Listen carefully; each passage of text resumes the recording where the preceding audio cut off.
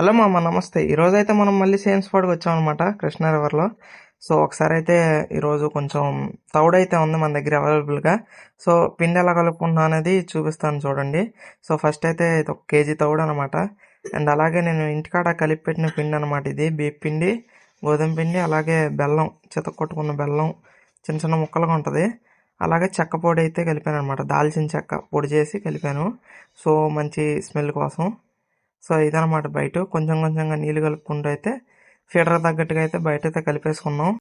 Fishing rod ఆడాలంటే ఇదే పిండి కొంచెం మెత్తగా చేసుకుంటే సరిపోతుంది అనమాట.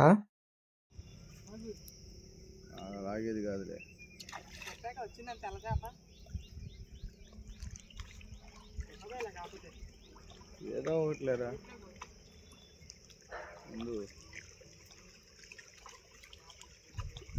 దాంతో ఆడిచ్చి తీసి చిన్నడు అయిటరా, నువ్వు పైకి రా.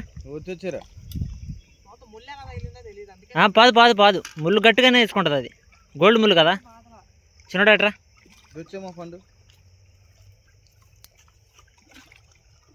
పరిగెడుతుంది అది.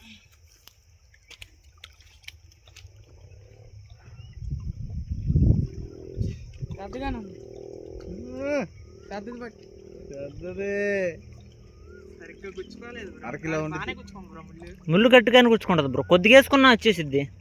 అరకిలో తక్కువ, 300 ఉంటుంది అంతే. 2 ముక్కలు ఫ్రై అవుతాయి.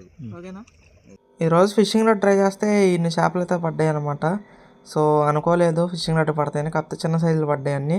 ఫీడర్కి అయితే అసలు ఏం ముట్టుకోలేదు అనమాట. సో మళ్ళీ నెక్స్ట్ వీడియోలో కలుసుకుందాం.